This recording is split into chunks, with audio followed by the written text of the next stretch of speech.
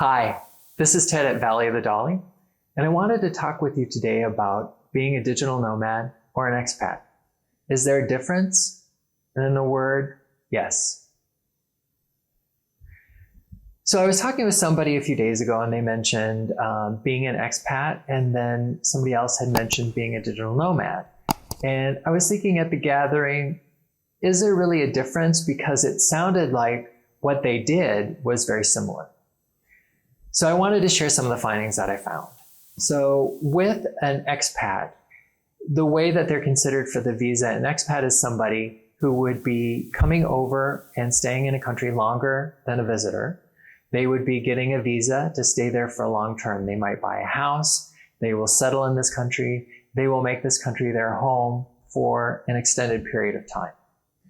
They may be brought over because of a company that they're working for is requiring them to work overseas for a period of time, or they may come over on a retirement visa, which would be something that allows them, whether they're 30 years old or 50 years old or 70, to live on passive income or to have a job overseas. But generally, as a rule, the retirement ones are passive income. So you would need to show that you have a pension or dividends, something that would be passive income for you to live in the country. And how does that differ from a digital nomad? Well, with a digital nomad and a digital nomad visa, they look at a nomad in the traditional sense. Somebody who is nomadic, lives and moves from place to place, and does not stay in any one specific place for very long. So the digital nomad visas tend to have a shorter term before they expire. And they also tend to focus on people working in their country, but they're working for a company either owned by somebody else or themselves that is located in another country.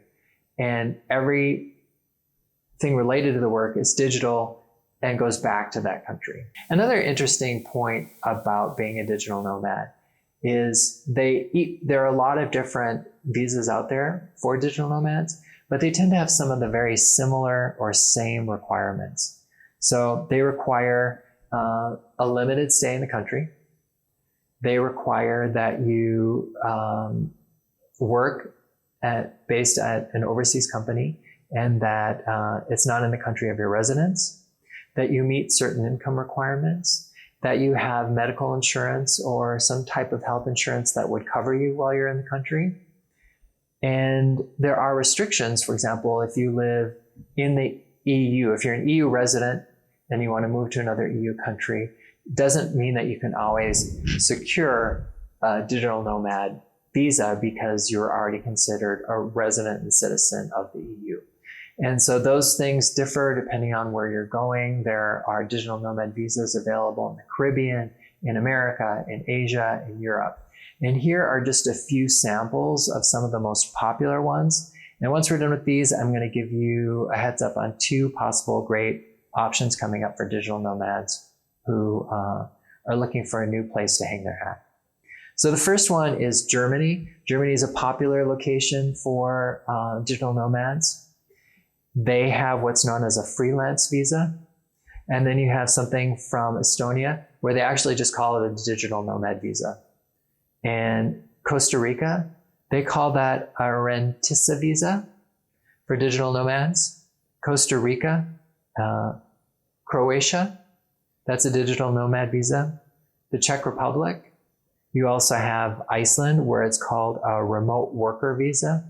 And in the Czech Republic, they call that a freelance visa. And I thought was really funny. I was doing some research and somebody had said, well, if you're getting one in the Czech Republic, they require to provide a business card and proof of a website.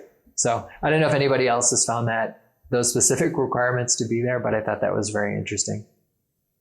Mexico has a temporary resident permit, and Argentina also offers you a digital nomad visa, and Malta has a nomad residency permit.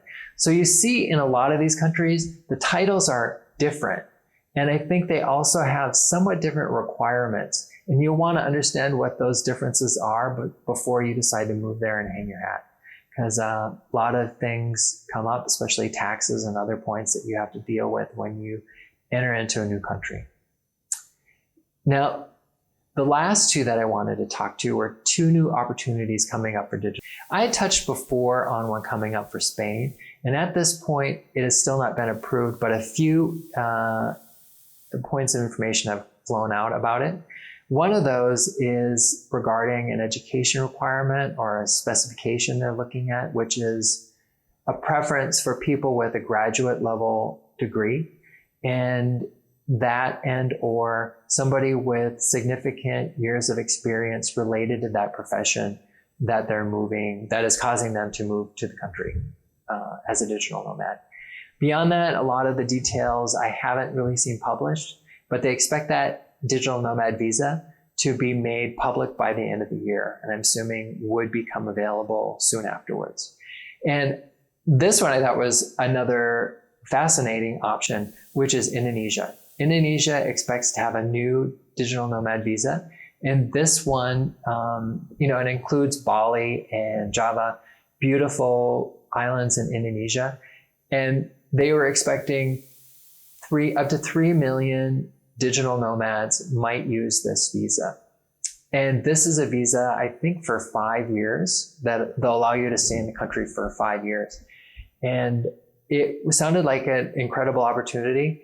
And just the volume of people coming in as a digital nomad, I thought kind of set it apart from some of the other locations.